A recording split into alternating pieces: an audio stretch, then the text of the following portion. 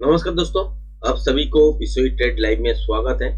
आज के वीडियो में बातें करेंगे निफ्टी और बैंक निफ्टी के बारे में और देखेंगे कि कल के लिए क्या इंट्राडे ट्रेडिंग सेटअप प्लान कर सकते हैं। जैसे कि देख रहे हैं कि मार्केट लगातार 3-4 दिन से ऊपर जा रहा था, तो लगातार 5 दिन तो देखे ही होंगे जो रेंज बाउंड भी था, जो पॉज टाइपेड मूवमेंट भी था, ट्रेंडिंग टाइपेड मूवमेंट भी था इस हफ्ते में। उसके बाद भी यहाँ से क्या-क्या हो सकता है उसका ही डिस्कशन करेंगे। ध्यान से सुनिएगा, ये 23,412 ये अभी तक टच नहीं किया। ये है 78%। ठीक है, जो नीचे से मूव आ रहा है ये 78% का केस है। तो इसके आसपास तो गया जरूर, 403 के आसपास गया, उसके बाद नीचे डिप किया, फिर वापस ऊपर की तरफ आने लगे। अगर मान के चलिए कि गैप अप होते हैं या फ्लैट खोल के भी ऊपर की तरफ आते हैं, अगर 23,412 ये तोड़ के सस्टेन नहीं हो जाता है, तो मान के चलिए यहाँ से डीप लेगा ही लेगा और यहाँ से रिवर्सल भी देख सकते हैं। और अगर देखते हैं कि गैप अप के साथ खोलते हैं तो, या फ्लैट खोल के इसको ब्रेक करते हैं तो एक उसके ब्रेक करने के बाद एक डीप लेना जरूरी है। अगर एक डीप ले लेता है तो मान के चलिए यहाँ से फिर से अगर इस लेवल के ऊपर यहाँ से डीप लेने के बाद फिर से इसके ऊपर सस्टेन करने लगते हैं, तो मान के चलिए ये मूव स्ट्रेट ऊपर तक जाएगा। कहाँ तक जाएगा? यहाँ तक तो मूवमेंट है जो कि है आपका 23,600, मगर यहाँ पे भी अगर जाते हैं तो यहाँ पे 200 पॉइंट का जो मूवमेंट होगा, तो वो 200 पॉइंट का मूवमेंट यहाँ पे सीधा नहीं जाने वाला, तो रुक रुक के ही जाएगा ना। तो इसी हिसाब से इस लेवल को इस टाइम अगर गैप आप खोलते हैं इसके ऊपर, फिर एक डीप लेते हैं, फिर इस लेवल को ब्रेक करते हैं, तो यहाँ से बाइंग सेटअप बनेगा। जब तक मोमेंटम रहेगा तब तक आप इसको होल्ड कर सकते हैं। हो सकता है कि आपका 23,480, 90 या 500, 520 इसके आसपास आपका पहला मूव मोमेंटम तक रहे, तो यहाँ तक ही आपको होल्ड करना है। उसके बाद यहाँ पे छोड़ देना है। अगर यहाँ से देखते हैं कि रिवर्सल टाइप पैटर्न बन गया है, तो मान के चलिए यहाँ से ऊपर की तरफ नहीं जाएगा तो नीचे की तरफ ही आएगा। उस टाइम रेंज बाउंड टाइप का रिएक्ट करेगा बाजार। अगर कंटिन्यूएशन पैटर्न बनते हैं यहाँ पे, तो मान के चलिए यहाँ से लेवल ब्रेक करने के बाद प्रोजेक्शन लेवल मिलेगा इंट्राडे फ्रेश प्राइस एक्शन देखने के बाद, और उसके हिसाब से ही टारगेट होगा। वो टारगेट हो सकता है कि 23,600 हो, 620 हो, जो भी है उससे ऊपर भी हो सकता है या इससे नीचे भी हो सकता है, 580 हो, इसको भी हो सकता है। तो जैसे जैसे मूव करेगा उसका पोजीशन लेवल आ गए सामने आएगा इंट्राडे फ्रेश प्राइस एक्शन देखने के बाद, उसके हिसाब से टारगेट ऊपर की तरफ सेट होगा। अगर रिवर्सल पैटर्न बन जाता है एक मोमेंट के बाद, तो यहाँ से सेल करना है, और तब भी आपको रिवर्सल साइन देखने के बाद ही सेल लेना है। अगर मान के चलिए कि यहाँ से गैप डाउन खोला मगर ये लेवल तोड़ा नहीं, जो कि है 23,275, अगर नहीं तोड़ते तो यहाँ से भी अगर रिवर्सल साइन मिलता है तो यहाँ से भी मॉर्निंग में ऊपर के साइड ट्रेड निकल सकते हैं। अगर तोड़ देते हैं गैप डाउन के साथ बोलिए या फ्लैट खोल के नीचे की तरफ बोलिए, अगर तोड़ देते हैं एक बाउंस बैक के लिए वेट कीजिएगा।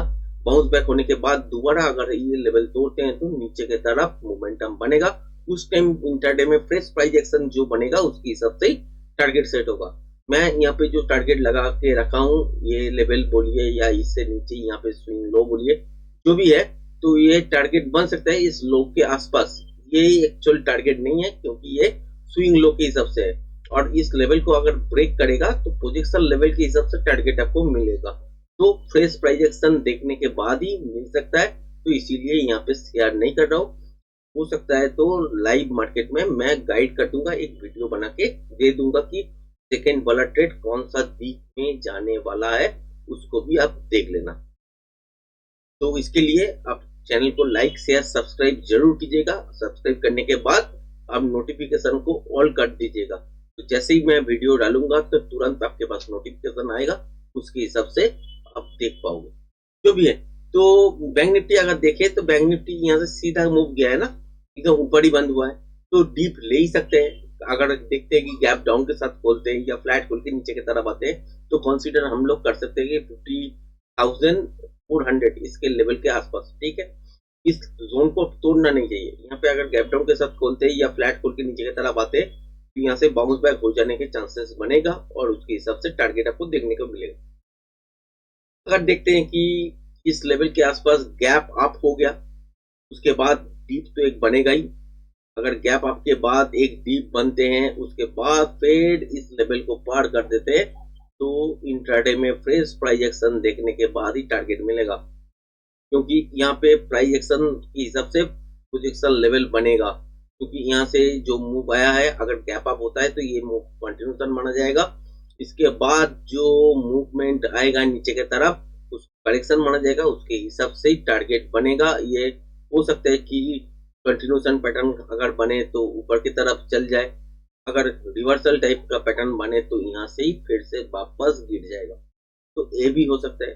तो देखना यही है कि यहाँ क्या पैटर्न बन रहा है, उसके हिसाब से ट्रेडिंग सेटअप बनेगा। ऊपर के साइड अगर कंटिन्यूशन पैटर्न बनते हैं तो यहाँ से निकल के बाद एक मोमेंटम ट्रेड जरूर देखने को मिलेगा और उसी टाइम प्रोजेक्शन लेवल देखने के बाद ही टारगेट मिल पाए। बैंक निफ्टी का यही सिचुएशन है।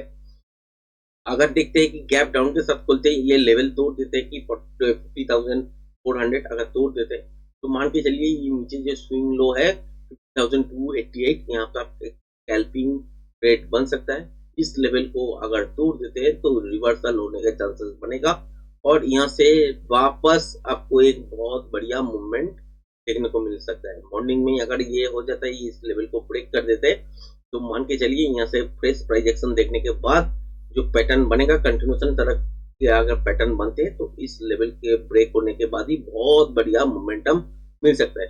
टारगेट मैं स्विंग लो के हिसाब से लगा चुका हूँ। यहाँ पे स्विंग लो यहाँ पे दिख रहा है आपको, इससे नीचे दिख रहा है, तो ये सब चीज लगा के रखे हैं।